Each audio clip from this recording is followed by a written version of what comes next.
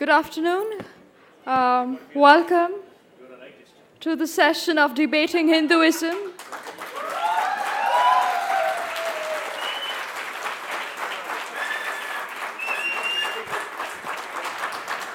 I would still like to introduce the panelists. Welcome to the session of Debating Hinduism and the Indian Grand Narrative.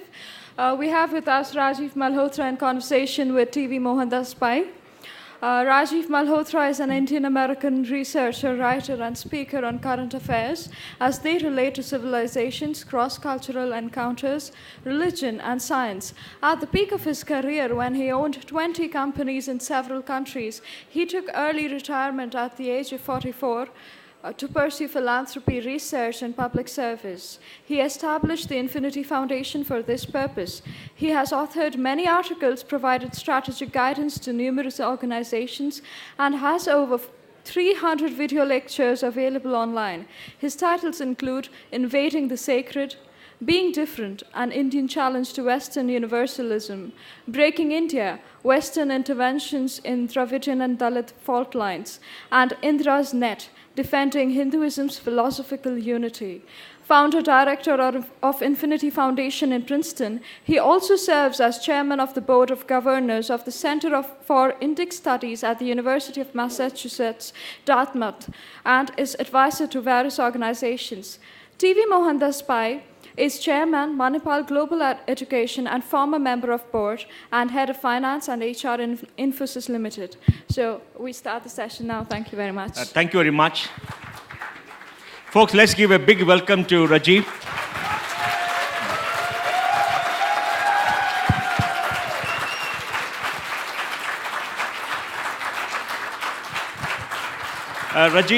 Rajiv, welcome to the Bangalore Literary Festival. Well, thank you. It's good to have you here. Thank you. I want to start by asking you that for the last 20 years, you have spent every resource you have and all your time, your whole life, in building the grand Indian narrative. What motivated you to do this? And what is driving you even now? Well, you know, every civilization has a narrative, has a grand narrative. And I started wanting to discover what is our grand narrative, and I found that people hadn't paid enough attention to this. Having lived in the West for 43 years out of my 64, so I was like 20, 21 when I went there. And by the way, I've come to India every year 3-4 times, so I'm not out of touch, even though I've lived there. I started understanding how different cultures see themselves and how that affects them. I got to study the Japanese grand narrative. They are as Japanese as can be, as traditional as can be, but very, very modern and high-tech at the same time. The Chinese have a narrative which starts with Confucian studies, and they have hundreds of Confucian institutes, and they consider themselves to be Confucian modernity kind of people, not westernized, but Confucianized. And so this goes on. You'll see France is very proud that its heritage starts as the successors of the European Renaissance. The British think they are the inventors of democracy and the English language and the British Empire and all that. The American grand narrative, which they call American exceptionalism, says that we are the exceptional people of the whole world. And it combines both the secular dimension, science and technology, and the Judeo-Christian dimension, and so on. So if you go around, you'll find that great civilizations, great nations have their grand narrative. Even Bhutan has a grand narrative for itself. So why shouldn't India have a grand narrative? And the lack of grand narrative can have serious consequences. UK does not have sufficiently common grand narrative, which is why Scotland's grand narrative was strong enough for 45% of the people, who said that our own grand narrative is more important than the UK grand narrative. This is very interesting. Bangladesh was created because East Pakistan did not share the West Pakistan idea of who they are. I mean, they saw themselves as Bengali first and then Muslim, and they didn't want the hegemony of Urdu. This is why Sheikh Mujibur Rahman won the elections and wanted to assert himself. There was a civil war. So if you look at the countries that are strong have a grand narrative about themselves. It's usually a positive narrative. It's very inclusive. It tries to include everybody, and with great pride of their accomplishments of their ancestors, a great pride of their geography, their sacred geography. And at the same time, countries that have failed have a problem. One of their problems can be a lack of grand narrative. So this is one of the reasons I started this kind of a course of action, both looking at what is false about a grand narrative that has been taught by the colonial masters. So this is an interesting point, that India is probably one of the only major countries in the world whose narrative and the study of whose society has been controlled from the outside. China studies is done by China people. Japan studies, they control. Obviously, Germany, France, England, US control their own studies. But the study of India and South Asia is controlled from the West. During colonial times, it was called Indology, with places like Oxford doing it, and training people and sending them back to India. Now it's moved from the London headquarters in Oxford to United States, places like Harvard, Columbia, Berkeley, Chicago. They are the ones controlling the grand narrative of India. And even Indians who really want to become somebody, have a job, become famous, need to go to those kind of places, get certified, publish in their journals, attend their conferences. So in other words, the gatekeepers of in the West, the people who are gatekeeping the Indian narrative, have to be satisfied in order to let somebody in. All this dissatisfied me. And this is where I think our common background as corporate people, this came in very helpful. Firstly, I think it gives us confidence. The people with IT, and I have IT background, people with IT and success have a reason to say, well, we're not second to anybody. We can innovate, so why can't we discover ourselves? So also, if you are a global player in IT or in any industry, you learn to negotiate with other countries from a position of strength. You begin to understand how confident they are. Why aren't we so confident? So all of this put together led to a huge transformation in my life around 94. It was a spiritual transformation, and I wanted to give up all the pursuits I had at that time and devote my life to this new endeavor. So that is my story. Thank you, Rajiv. Now, Rajiv, one question that comes up for everybody is, what is this Indian identity? Do we at all have an identity? I'm asking this because most of us are distanced from our own culture, our civilization. We don't know our own languages. We don't understand our literature, which has come to you from a long time past. None of us, maybe a very few of us, study Sanskrit. We don't know Kalidasa. We don't know literature. And because we don't study our own language, we are distanced from what we are. We are Indian in terms of a face or what we are physically, but mentally, there's a confusion in what is an Indian identity. How would you explain this, and what do you think we need to do? Yes, I think that to understand the Indian identity, one of the central foundations and building blocks is Hindu Dharma. There is no denying that. Whatever it may have been called earlier. So Hindu Dharma is sort of the modern name for a very ancient set of practices, symbols, theories, philosophies, different traditions. Now, the characteristics of this are very unique. It's an open architecture. I call it an open architecture. In fact, the book Indra's Net describes that. Open architecture in the sense that new ideas are welcome. There is harmony amidst diversity. So there are a lot of differences, different kind of positions, like in the internet, but there is mutual harmony, mutual respect, and there is change. It evolves. It's not a frozen, fixed book from a prophet that is fixed and knowledge can't advance. So being an open architecture gives us an advantage that we have a consistent flow and also evolution at the same time. Now one of the key ingredients is that in our tradition, we separated the Shruti and the Smriti, where the Shruti is that which is eternal and permanent, and Smriti keeps evolving. So what should be the modern ethics? How should we run our cities? What should be and the Constitution is a modern Smriti for us. It unifies us. So this separation of Shruti and Smriti means we are better off than people who have one book that is frozen and fixed, which contains the Shruti, Smriti combined and fixed forever, because then they can't evolve. If they are evolving, it's considered blasphemy. So this is an important...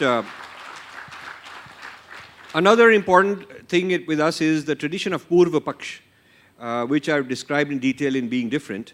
The Purva Paksh, the tradition of studying others in a mutually respectful way, studying them to understand them in an honest way, and then the Uttar Paksh is the response.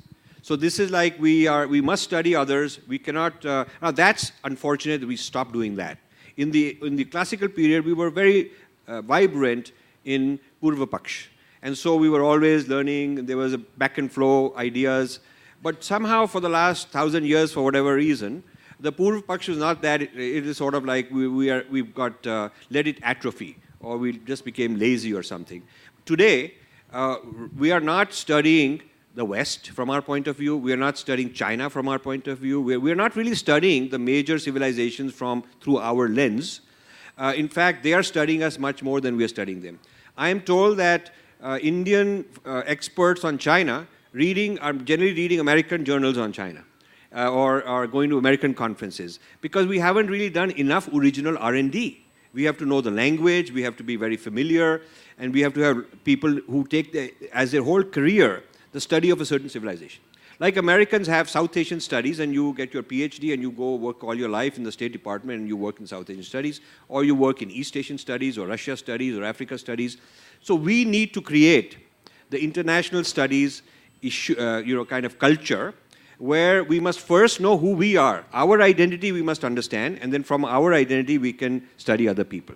So understanding the open architecture, understanding the building blocks that have been part of this open architecture for a very long time, understanding the histories of various empires, various rulers in different parts of India, all that is part of being Indian.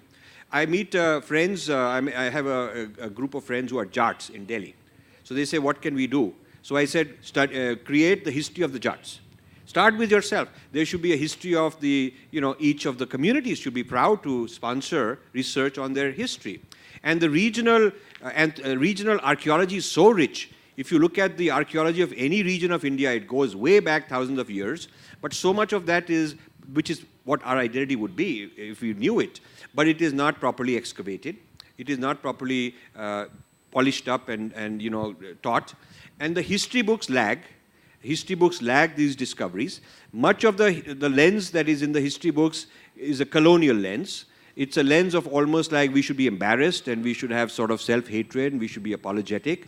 So because of these things, we have lacked the identity. So now what is happening is, the good news is we have people who are successful in business and industry. And that's the starting point, because at least you get confidence that we are good. We can compete. And that also gives you funding. Because now we can fund, why do we need Ford Foundation? We should have 10 of those, our own Ford Foundations in India, rather than depending on a foreign Ford Foundation or a Templeton Foundation and all those guys, because they'll give you the money, they'll appropriate people's heart and soul, loyalty towards them, and that's an old colonial trick. So we have the money, our leaders should do that, create our own such organizations. So when you have success, comes confidence, and comes funding power. So now the next thing we need to do is relearn, rediscover archaeology, history, philosophy, and create a new knowledge about ourselves. Create the best South Asian studies conferences should be here in India. The best South Asian studies journals should be here in India. And there should be PhD giving university which should be the sought after university. Like IITs are for technology. Why is it that for South Asian studies it is some other place rather than South Asia? It's amazing that the top 10 places in the world to get a degree in South Asian studies is not in South Asia. You'll go to Oxford, you go to Harvard, Chicago, all these are more sought after than Delhi University or any other place. So this is the crisis of identity. And I think our country's crisis of identity is a very serious national crisis that hasn't been appreciated enough. Rajiv, one question continues to worry me. Every faith has its adherents, and they're very proud of their faith. A Muslim will say, I'm a proud Muslim. A Christian will say, I'm a proud Christian. Angela Merkel went and said Germany should follow Christian values. They were a Christian Democrat Party. David Cameron said that the England should follow Christian values. They're very proud of their founding faith and their values. But in India, if you come and say you're a proud Hindu, you're dubbed communal, you're dubbed a Hindutva, you're dubbed a right-wing person. Good. Now, What is wrong with the Indian mind that we refuse to accept our own identity, stand up for what we think we are, and why we're not proud to stand up? If you're Hindu, I'm a proud Hindu. If I'm a Muslim, I'm a proud Muslim. If I'm a Christian, I'm a proud Christian. In fact, Gandhiji was asked this question that, what do you want people to be? He said, I want a Hindu to be a proud Hindu, a Muslim to be a proud Muslim, and a Christian to be a proud Christian. Because that's what you are. Yes. But in India, if you say about Hinduism, you are branded. Yes. And why is this branding happening? And what should we do about it? What is your view? Great. This is a great question because I'm victim number one of this sort of thing. Except that it doesn't bother me. I'm very thick-skinned and I just give it right back. So it doesn't bother me. But I've studied this whole syndrome. You see, the thing is that because Hindus are the majority, therefore the target is to get at India, to understand India or to undermine India or to this breaking up India. It has been very important for the colonial powers to understand Hinduism in a way that would be fragmenting them, making them feel inferior, conflicts among them, and so on. So the emphasis on the study of India and the study of Hinduism has never been, what are the mathematics contributions? What are the contributions to astronomy? What are the contributions to neuroscience? Or the ideas of yoga? It has not been those kind of things, but what is wrong with it? So it's almost like we are the patient and they are the doctor who's going to fix us. So that's sort of the thing. Now, the reason the problem is worse than in the colonial times is that now it is Indians teaching us these things. And these Indians are like zamindars or sepoys that have been trained in a certain place and they're sent here to kind of be the gatekeepers of various forums. You can see this in media forums, you can see this in academic, intellectual forums, and so on. And I must say I'm very delighted that Bangalore Literary Festival is the first festival to give voice to Hindus and not censor them.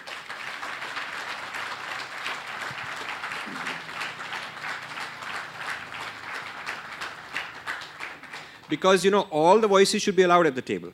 India as an open architecture has room for all the voices. It's not that the Hindu voice is suppressing someone else.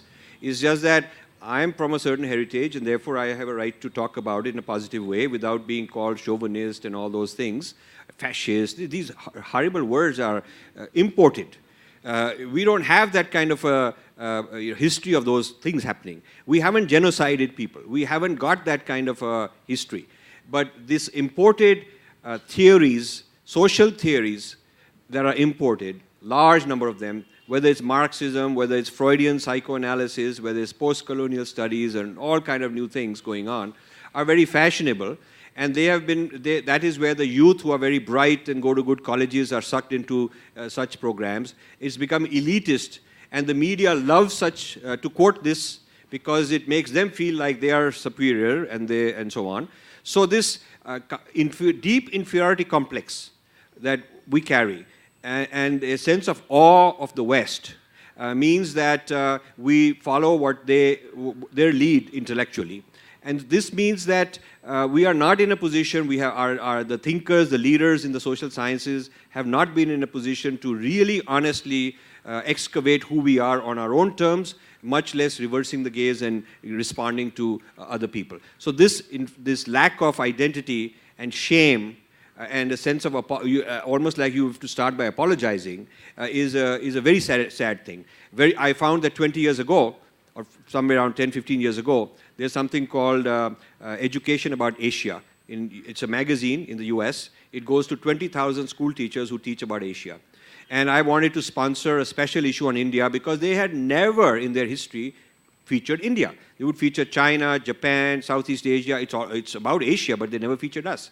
They would feature the Middle Eastern countries. So we gave them a grant, my foundation, to have features on India. And I was asked to write the introduction to that special issue. And in that introduction, I said, this is like 10, 15 years ago, I said that this caste, cows, and curry stereotypes about India are obsolete.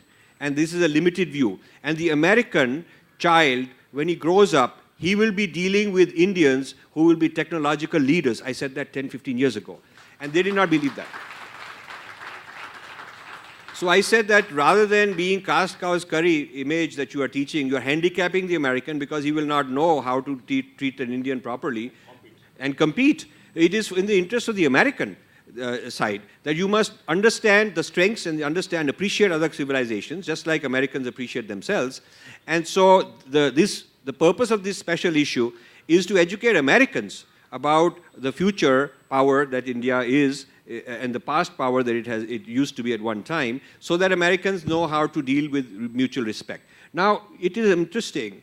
They took this whole issue. They took my introductory editorial. In the next issue were a whole lot of complaints, some by Indians also, that this is chauvinistic. Why are we allowing this? He should be talking about this problem, that problem, that problem. And then I had to respond. I was given a chance to respond, which is good. And so I could say that if you look at the issues on Japan, if you look at the issues on China, and you look at US, US grand narrative is called American exceptionalism, starting with, the founding fathers, Thomas Jefferson, the place where Edison and all these people, Wright brothers, it's all the accomplishments of the country. Every child learns these things. And it is not about what a horrible place we are, which every country has horrible things. So you see, we have somehow become very full of negatives about ourselves. And we need to turn this around in the same way as a corporate enterprise needs a positive brand. It needs a USP. And it needs to show what is good about it, both for its own people and for the other the outsiders who it deals with. And you cannot be successful in a competitive world if you are confused about what's good about you, or apologetic, or just very full of inferiority complex. So the control of the Indian narrative in the hands of intellectuals that are mixed up on this is a very dangerous national crisis. And that control needs to be switched. We need to train new people who bring the academic rigor, intellectual rigor, who are responsible, who are balanced, who are fair, and who can present a good narrative of India. Rajiv, I want to touch upon a controversy which happened in India maybe a few months ago. It's about Wendy Doniger. When Batra filed a case against Wendy Doniger, and Penguin voluntarily withdrew and pulped the books, and the books are available, why was such a furor in this country to say there's suppression of freedom of speech, India is turning right, is becoming a Hindu republic? Why was this kind of an adverse reaction when the Constitution, the basic founding document of this republic, promises freedom to everybody? Yes. Nobody can take away those freedoms. And if you are very conscious about a freedom, you can go to the Supreme Court, and Supreme Court will protect the freedom of expression. It's been done in countless cases. Right. But why was there such much angst against India? And the whole country seemed to be abused because a publisher withdrew a book because of a fight. Yeah, so this is a good issue. In fact, the latest issue of Foreign Affairs, which is a very prestigious international affairs magazine that comes out of the US, read by all the thinkers, the latest issue has an article by Ananya Vajpayee, who's a student of Sheldon Pollock, basically talking about this Wendy Doniger thing, and it's all, right-wing Hindus and whatnot, bring Modi into it. Modi had nothing to do with Wendy Doniger, but everything wrong is sort of named on Hindus and Modi, this sort of thing. So the point is that, as you've said, somebody used the law to fight a case. And the law of the land is the law of the land. And if you don't like it, you can appeal, you can go somewhere else. Nobody asked, nobody pressured with a gun on their head that the publisher had to do this. The publisher made a business decision to do it. It was entirely their call. So I don't think you can call this fascism or right-wing, any of that. It is just using the law of the land for your purpose.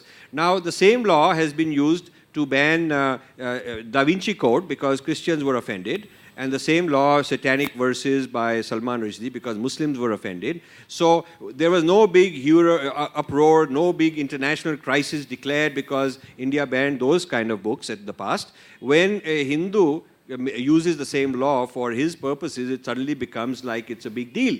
So I think there's a double standard that Hindus are somehow not entitled to the same rights and the same protection that other people are. Now, I must say that I take some responsibility for starting this whole Wendy Doniger thing. Those of you who are from the Sulekha days or who've read my books, Invading the Sacred and so on, I had started this critique of Wendy Doniger long ago. I didn't ask for a book to be banned. I didn't ask for any pulping.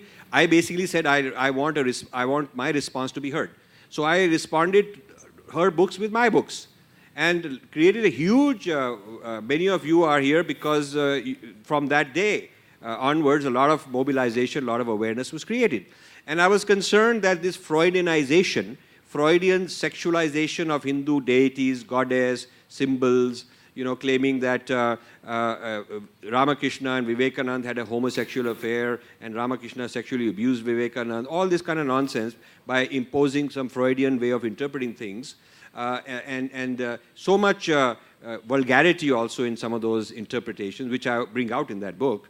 I felt that Hindus ought to know that this is going on, because the same scholars are training a whole army of people with getting PhDs from their American university and sending them here to become like big experts who get book awards and who are quoted, and they are the gatekeepers here. People should at least know that this is how we are being treated as a tradition. And then, I believe in free speech. They have a right to publish what they published. I have a right to my own criticism. I didn't go for pulping, banning, and so on. But if somebody else did, I think he has a right to do it if he's doing it under the law, because Batra is following the law and doing it. And others can contest. They didn't have to concede. So there's no right-wing conspiracy going on. It's just people following the law and using their rights. Rajiv, one of the fears in this country, which has been expressed by some liberal writers, is that if you speak for Hinduism, or you write about Hinduism, or you praise Hinduism, you're anti-Muslim, you're you're not secular. Now, in your view, when you look at the Constitution, which is a very secular document in a sense, it distances the state from religion, guarantees the freedom of religion and freedom of expression to every citizen of this country, and creates a free society. Why is this negativism there, that you stand up for what you believe in, you anti somebody else? Is it because you are in a majority? Is it because people are scared that because you are in a majority, you could oppress the minority in this country, and therefore people must take a very hard stand against anybody from the majority community who stands up for what he or she is? Yeah, that's a very, very good point. I think that Muslims are equal citizens in India. The law protects them, and not the Constitution protects everybody. And the law works. If somebody is violated, you can file a case and win. As the judgment yesterday on Jayalalitha shows, eventually justice prevails. It may take a long time, but it does work. So India is a law-abiding country. It doesn't need foreign intervention to get human rights for any of its citizens. I mean, nobody thinks of intervening in the United States to get human rights for its citizens. It's assumed that they can fight it internally. Similarly, India has a constitution, India has a great legal system, and India has courts that function. And so these ought to be strengthened and ought to be, continue to be used. So whoever it is from any community is protected by this system. Now, my own feelings are that the privileges given should be on an individual merit basis and an individual economic basis. I do not like this idea that a particular group, caste, religion, whatever, are clubbed and considered to be victims and have to have a special quota, because it encourages conflicts with each other. It brings vote banks, and it brings small little fiefdoms and irresponsible politicians who manipulate this. And a lot of our intellectuals and the media walas are into this kind of thing, flaring up these kind of tensions. So the law should be that individual economic merit, if a person has individual needs on that basis, they should be given. I know Dalit billionaires. There is absolutely no reason that a Dalit billionaire should be entitled to some privileges. There are also billionaires from various minority communities. And yet I know Hindus who are not doing so well. So it is not a question of one religion or one caste or jati having problems. Whoever has problems as an individual ought to be given some special treatment. That is one thing I think will help a lot and alleviate the problems of tension among communities, because these problems are artificially caused because of the approach of vote banking and showing people that, look, you are a victim, I'm the champion, I'll get you the good deal if you vote for me, if I get elected, because the other guys are the bad guys. That kind of political rhetoric, I think, is very dangerous. I also feel that as a Hindu, the playing field should be leveled. So there is no reason that Hindu temples should be controlled by the government when the churches are not controlled by the government,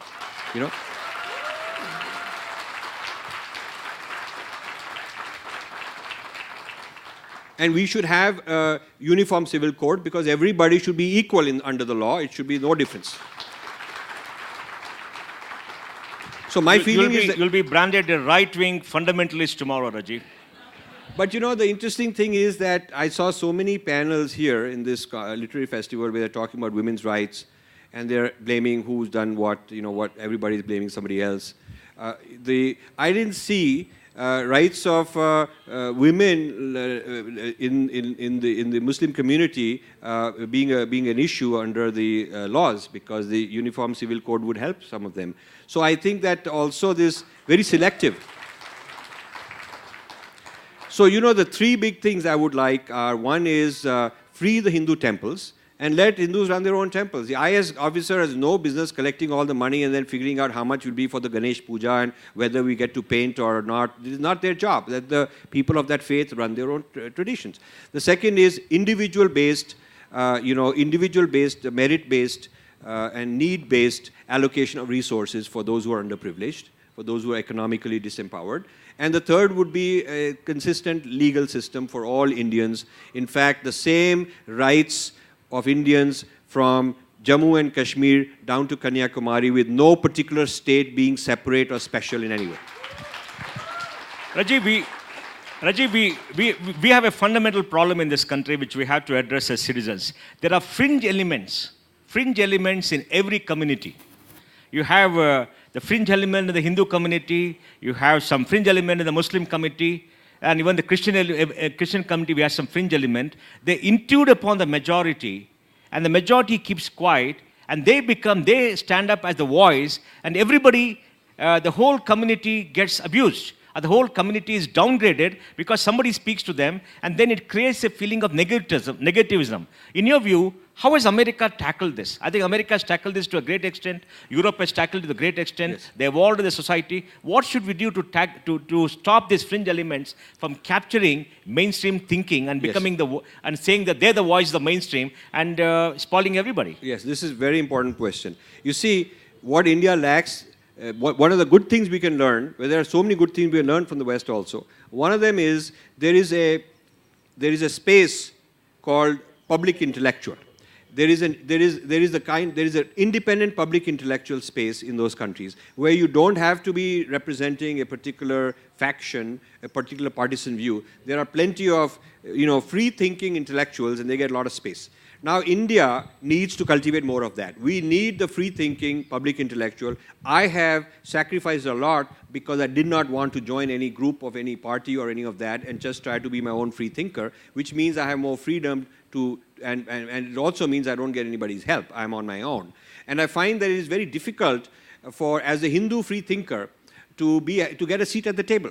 Because often, and it's people like me who need to be brought in. It is people like me from Islam and Christianity and so on who are unaffiliated and not part of any political kind of a thing or any religious establishment, but thinking in their own capacity. It is such people who need to comprise a space where these topics can be discussed in an amicable way with agreement, disagreement, but with mutual respect.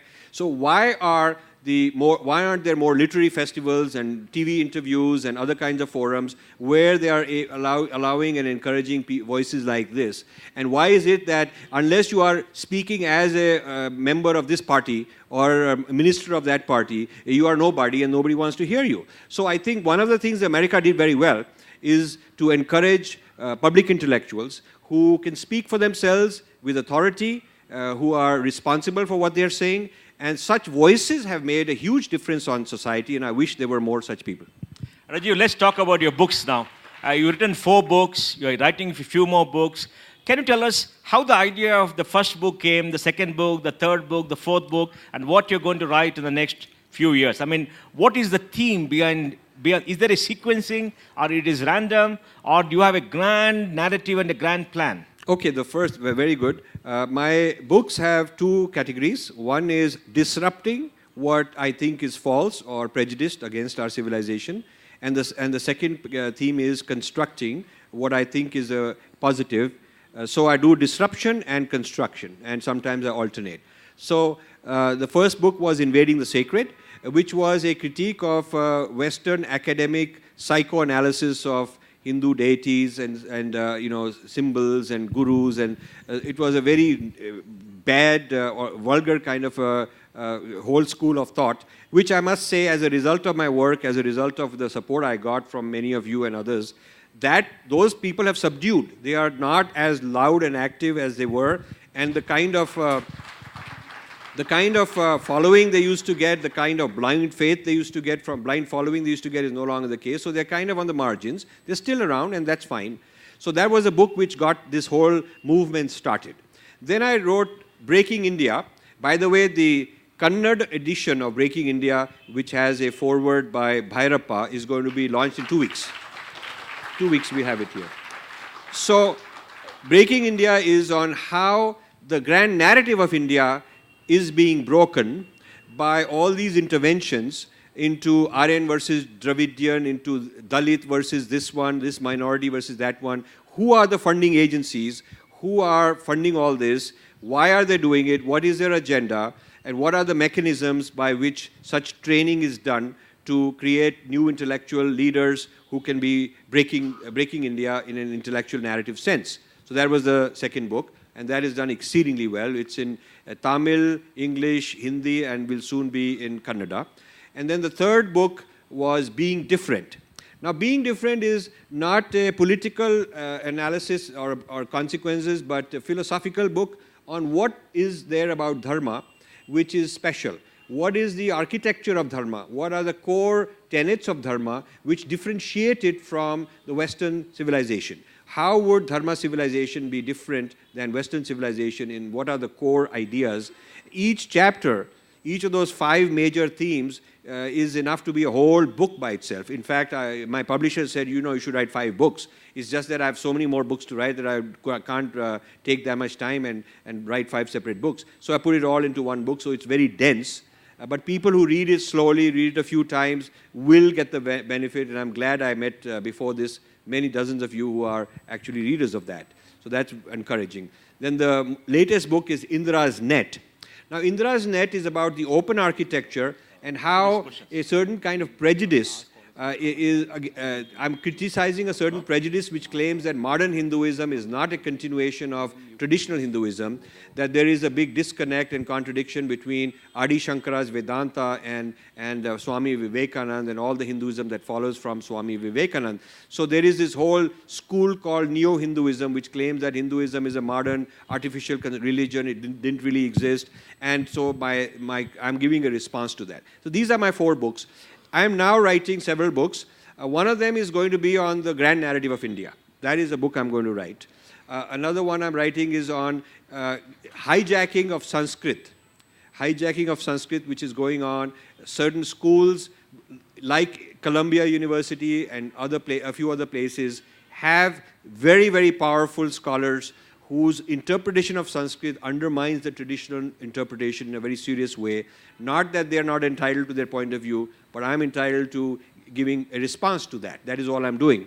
And they have trained several dozens of Indians who were then sent back to be very negative about Hinduism, and their job is to go criticizing anybody who is pro-Hindu. So this hijacking of Sanskrit is even worse than the Freudian psychoanalysis, because the Freudian psychoanalysis that was going on was at least not being funded by Indians. But this hijacking of Sanskrit, these projects there are Indian very wealthy people who innocently, naively, not having read through what's going on, are actually pouring millions of dollars to such scholars and encourages their work, which also legitimizes them. They feel, wow, I've got the funding from X and Y person. And I don't want to name the people here because I'm just trying to give you the principle of all this.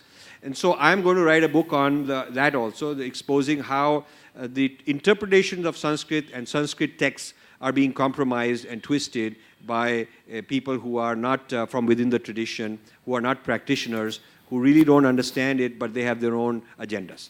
And then I have several volumes on what I call the U-turn theory, and the digestion of Hindu civilization into other civilizations, where I'm explaining the contributions of our civilization which have been taken and adapted and digested into other civilizations without acknowledging the source, like the origins of mathematics, including calculus, a lot of astronomy, a lot of medicine. Algebra. Yes, algebra. Al-Jabr is a man, Al-Jabr, who writes a book which starts out by saying that this is a translation from these Indian languages into Arabic. And this Al-Jabar's book, centuries later, Europeans discover it and translate it into Latin, and then they start calling this knowledge Al-Jabra. So this Al-Jabra is Al-Jabar's knowledge.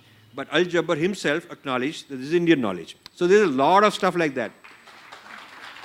The earliest Western, European, when they study the history of taxonomy of plants, it was done by somebody. And then when you look at his biography, he was hired by the head of the director of the Dutch East India Company. And this guy had collected all these herbs. In Kerala. He'd taken all these herbs and he had gardens, and he'd hired this fellow to come and study this and classify the plants. And this is called the origin of taxonomy, but they don't give credit to us. They claim that they discovered taxonomy. And one of the very early books on botany, which is in Dutch, it's either Dutch or Danish, one of those two, is in Harvard. And I've seen that. I'm trying to get a scan. I haven't succeeded yet. But that is a book where it's handwritten, and it is considered the earliest work on botany, the classification of plants. In the first page, it says this is a translation of the following Malayali text. Yeah, this is what it says. Yeah, Apupai. Now, for 20 years, I'm going around doing all this forensic work. Everywhere I go, I get people who say, I know this. I go, okay, let's go together and find it. So I go running around chasing these leads. And I've got a huge archive of materials of this sort. Some of it never published, very original kind of stuff. All the way to modern times, when the study of Hindu and Buddhist thought and practice is the basis of modern neuroscience and modern cognitive science. And there'll be Nobel Prizes in the next 10 years claimed by Westerners for making big breakthroughs in this discovery of brain and mind and whatnot.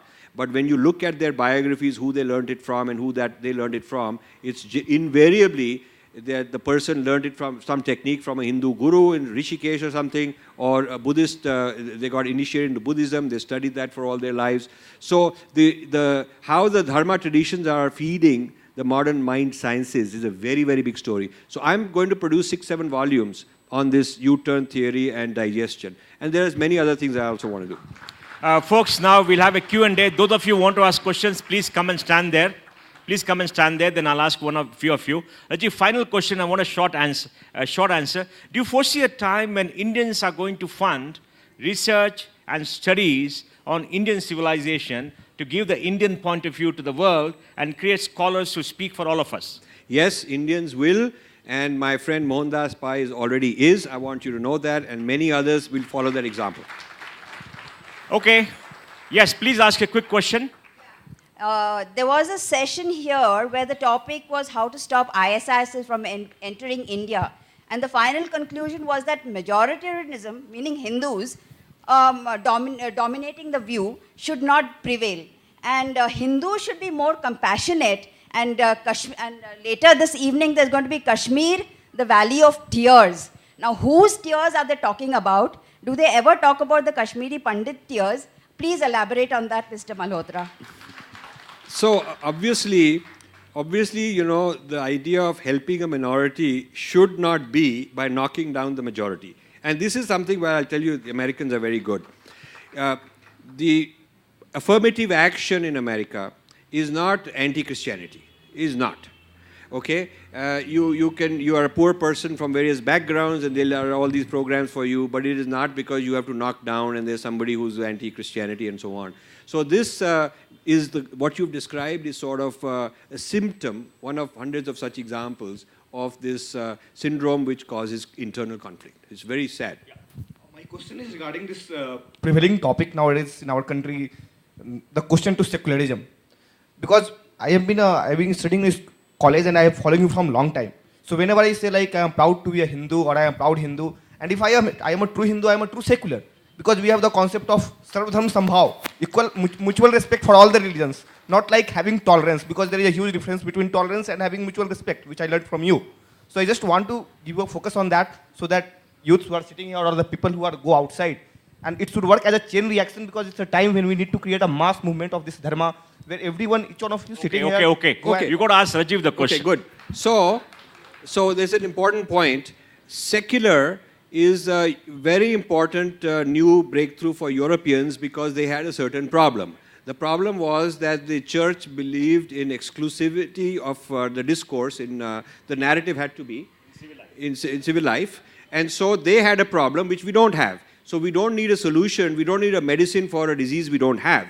So the exclusivity of the church was so intense and for such a long period of time that they needed to fight wars and they needed to push the church back and create a space where where free thinking could happen. Now in our country, there has never been a rule which said you can't be an atheist. People are atheists. People belong to various denominations, and people can have no religion at all. People can criticize.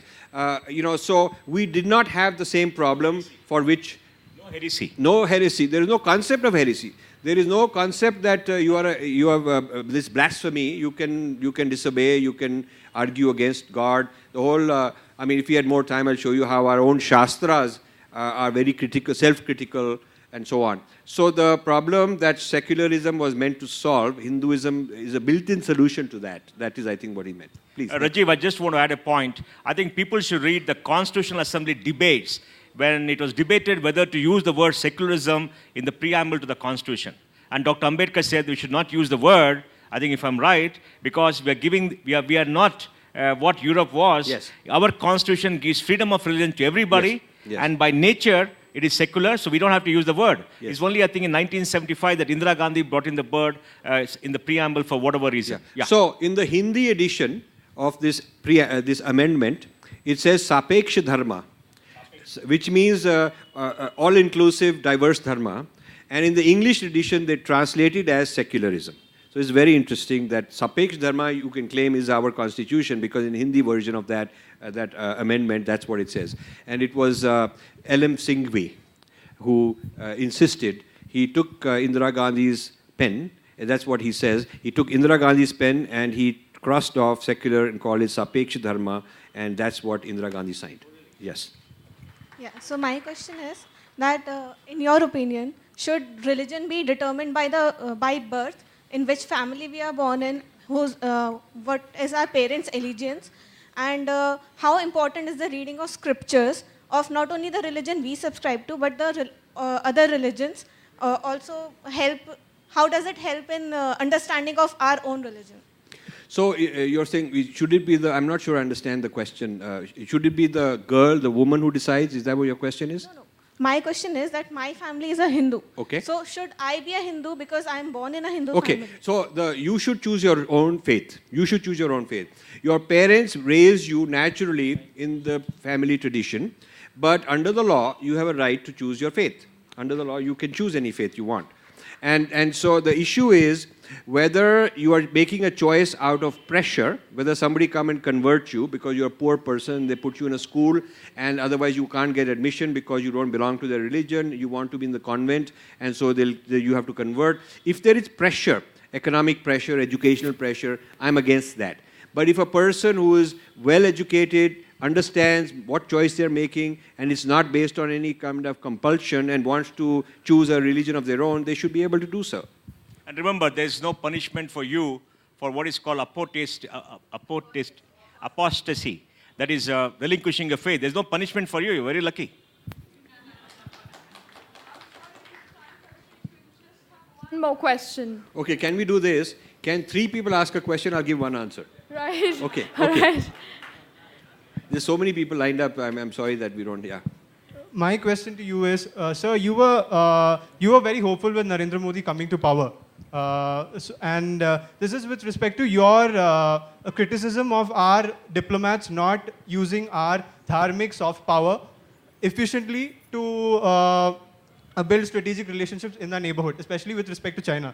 Now that the hope that Narendra Modi has come to power has materialized, are you taking this up effectively with the government in terms of doing this? Also, in addition to dharmic soft power, the other thing is also Islamic soft power. We are one country where the Sunnis and Shias, they aren't at war with each other, right? So, my question to you is, now can we see a difference in approach to our diplomats. And are you taking this up? Okay, next point, yeah.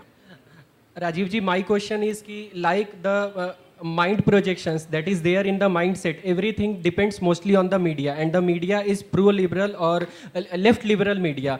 Most of the time, whenever there is Kashmir, there is Godhra, whatnot, they project it every time on one person, but Assam, 4 lakh people get displaced, or in a similar way, like in Kerala, some of the places, democracy is compromised. So those things media don't project. So do you think in the print media, like there are some print media controlled by Saudi, US agents and all those, and in the electronic media, a lot of money is pumped from the Saudi and all missionaries and whatnot, that should be regulated in terms of the transparency and accountability. Okay, next one. Sir, I think part of it's been always asked, but I wanted to ask about, as you have said, keep proud Hindu, proud Muslim. But why can't we be proud human? Because I believe ki proud Hindu, Muslim will actually bring in the clashes in country like India. Okay, so, and a lot of people do not have that much, they'll follow the herd, so that way it can be chaotic for us. So, before I forget all the questions, I may have already forgotten some, but as far as soft power diplomacy in ASEAN countries and so on is concerned, and the Ministry of External Affairs, I've given many talks where the gentleman was quoting, where our own people are not informed about our narrative. All I can tell you is the question was whether I'm doing something about it. I have no official capacity. If asked, I will give my opinions. If not asked, I'll still give my opinions. So that is that. The second question on media, I don't like to call them liberal because liberal comes from liberating, and I think Hinduism is liberating. So Hindus are very liberal. We are not some kind of fixed, fossilized. So I think, but I assume what you mean is foreign controlled media. And should foreign controlled media be tracked? And yes, I mean, there should be transparency. People who are from, if McDonald's is foreign controlled, then, there's a transparency, there's regulations that tell you you have to disclose. And there's no reason why in the media it should be any different. The laws should be the same, or I assume they are the same, in terms of disclosure of where this funding is coming from. If they're doing it illegally, I guess that's another matter. The third one was, if we say I'm a proud Hindu or a proud Muslim or something, aren't we causing problems? And shouldn't we just sort of ignore that? I think that is wrong, because that is exactly what is happening now. The public space has been told you better not claim your identity, make it hidden. And then what happens is the public space becomes a vacuum, often filled by irresponsible people. Yeah, irresponsible people will then start defining the identity because you are too afraid to define your own identity. So what you should do is say, I'm a proud X, and I'm a proud Indian as part of that.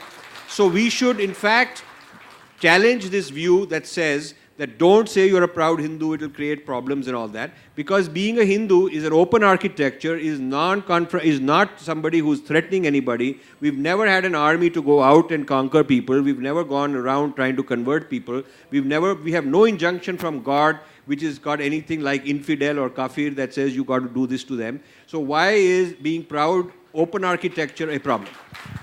Folks, thank you very much. Please give Rajiv a great ovation. Thank you. I hope you enjoyed the show.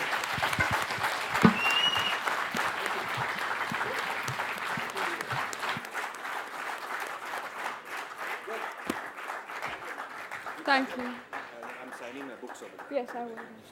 Just tell them he's going to sign his books. Sorry? Tell them he's going to sign Yes, I will.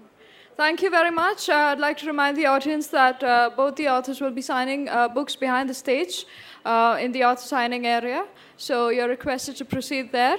Also, since this edition of BLF is dedicated to the memory of late Dr. U.R. Ananthamurthy, do visit a photo exhibition of him in the cafeteria. Thank you very much. Please stay put for the next session. It will commence in a little while. Thank you.